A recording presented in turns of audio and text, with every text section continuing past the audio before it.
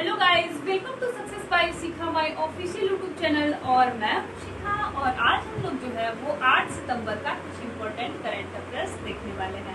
और हाँ, अगर मेरा कंटेंट अच्छा लगे तो चैनल को लाइक शेयर सब्सक्राइब जरूर कीजिएगा। अब चलिए, जैसा कि डेली मैं करती हूँ, पहले 2-4 क्वेश्चन रिवाइज करती हूँ, उसके बाद हम लोग जो है अपना MCQ फॉर्मेट में सारा करंट अफेयर्स देखेंगे। तो चलिए स्टार्ट करते हैं। तो हमारा पहला क्वेश्चन है कि सबसे बड़ा जो है फ्लोटिंग सोलर प्लांट जो है ये किस राज्य में स्थापित किया जा रहा है। तो ये मध्य प्रदेश में किया जा रहा है। और मध्य प्रदेश में किस जगह पे किया जा रहा है, तो ये ओमकारेश्वर में किया जा रहा है। और मध्य प्रदेश के चीफ मिनिस्टर का क्या नाम है, तो इनका नाम है शिवराज सिंह चौहान। मध्य प्रदेश का एक दो और योजना देखते हैं जो 2-4 महीने पहले का है। तो यहाँ का योजना है किल कोरोना है, इंतजार आपका भी यही का योजना है। अगर देखें तो मध्य प्रदेश के द्वारा बहुत सारा योजना, मतलब हमेशा 1-2 महीने पे एक न एक योजना मध्य प्रदेश से आता ही रहता है।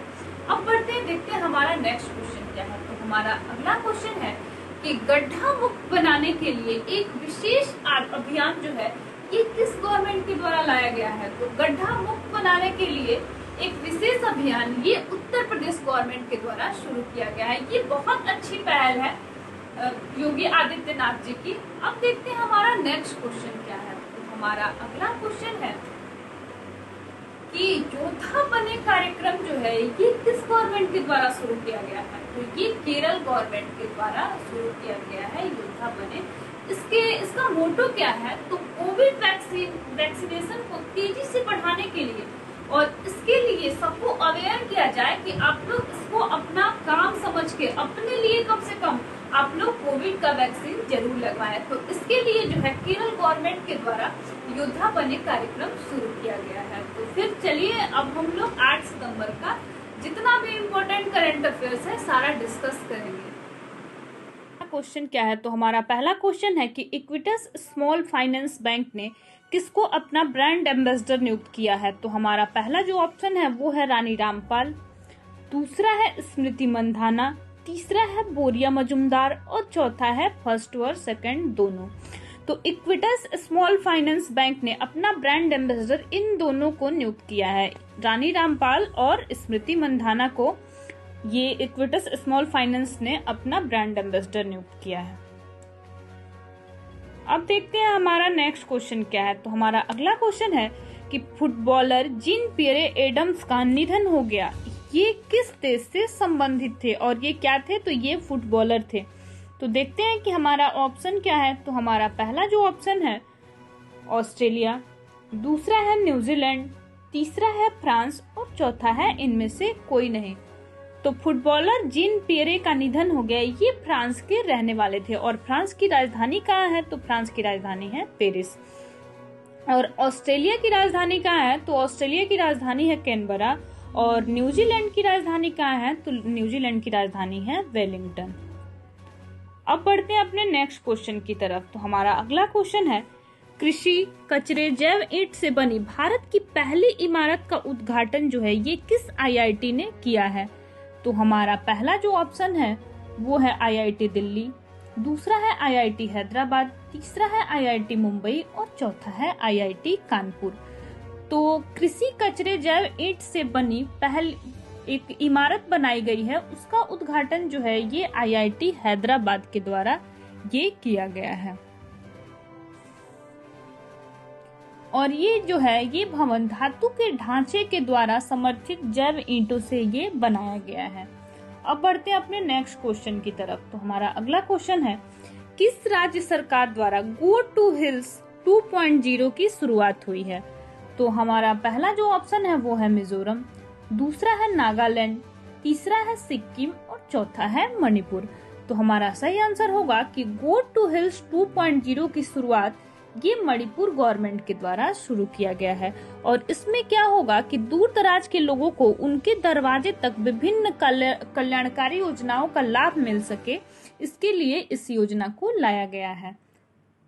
अब हम लोग देख लेते हैं थोड़ा सा मिजोरम के स्टैटिक जीके के बारे में। तो मिजोरम का एस्टेब्लिशमेंट ईयर क्या है, तो ये है 20 फरवरी 1987। और लिटरेसी रेट यहाँ का कितना है, तो 91.33% है। और विधानसभा में टोटल कितना सीट है, तो 40 सीट है। लोकसभा में 1 सीट है, राज्यसभा में भी 1 सीट है और टोटल जिलों की संख्या यहाँ पे कितनी है, तो वो है 8। और अगर आपसे पूछे कि नेशनल पार्क यहाँ का कौन कौन सा है, तो मुरलेन है, फवंगफुई है और ब्लू माउंटेन है। अब देखते हैं हमारा नेक्स्ट क्वेश्चन क्या है। तो हमारा अगला क्वेश्चन है, IAIR ने किस अभिनेत्री को अपना ब्रांड एम्बेसडर नियुक्त किया है। तो हमारा पहला ऑप्शन है रवीना टंडन, दूसरा है माधुरी दीक्षित, तीसरा है दीपिका पादुकोण और चौथा है इनमें से कोई नहीं। तो IAIR ने अपना ब्रांड एम्बेसडर रवीना टंडन को नियुक्त किया है।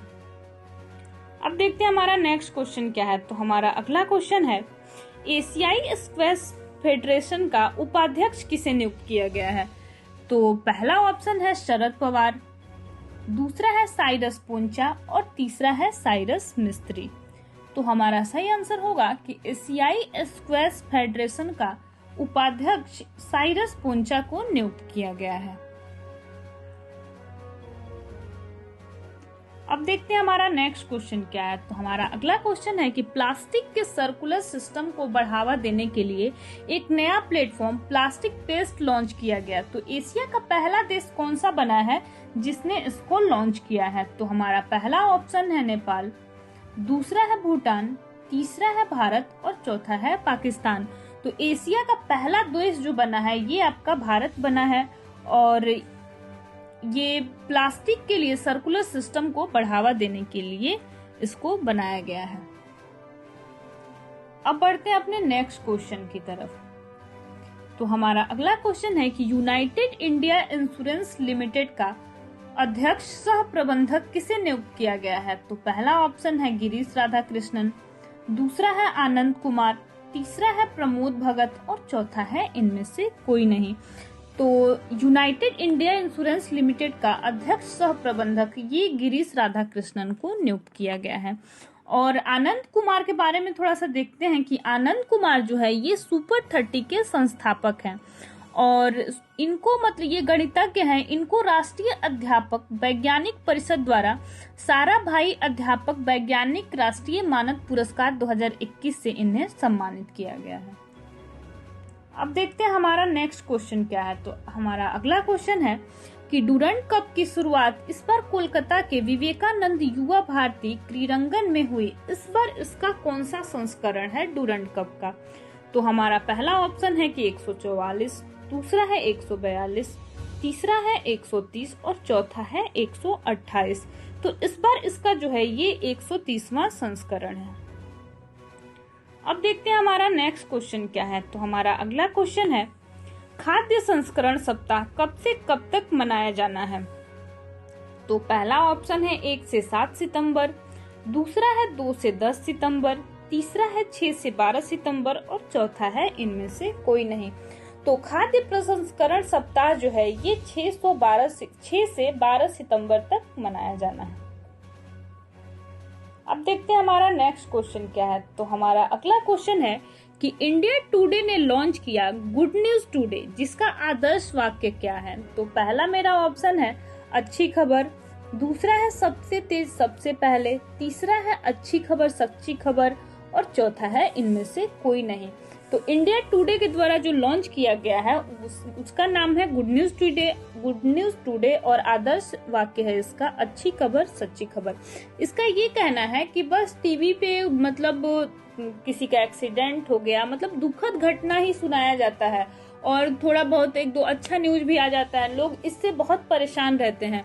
तो इसका ये कहना है कि क्यों ना एक अच्छा चैनल लाया जाए जिसपे मतलब अच्छी खबर ही बस हो। तो उसके लिए इन्होंने ये लॉन्च किया है। अब देखते हैं नेक्स्ट क्वेश्चन क्या है। तो हमारा अगला क्वेश्चन है कि एशियाई विकास बैंक ने तमिलनाडु में शहरी गरीबों के लिए एक अस्थायी आवास परियोजना के लिए कितना डॉलर ऋण की मंजूरी दी है। तो हमारा पहला ऑप्शन है $180 मिलियन, दूसरा है $150 मिलियन, तीसरा है $190 मिलियन और चौथा है इनमें से कोई नहीं। तो अस्थायी आवास परियोजना के लिए $150 मिलियन एशियाई विकास बैंक ने तमिलनाडु को देने के लिए बोला है। आज के लिए इतना ही। और कैसा लगा मेरा ये कंटेंट आप लोग कमेंट बॉक्स में जरूर बताइएगा। और अगर चैनल अच्छा लगे, मेरा स्किल आपको अच्छा लगे, टीचिंग स्किल अच्छा लगे, तो फिर चैनल को लाइक शेयर सब्सक्राइब जरूर कीजिएगा। Thank you.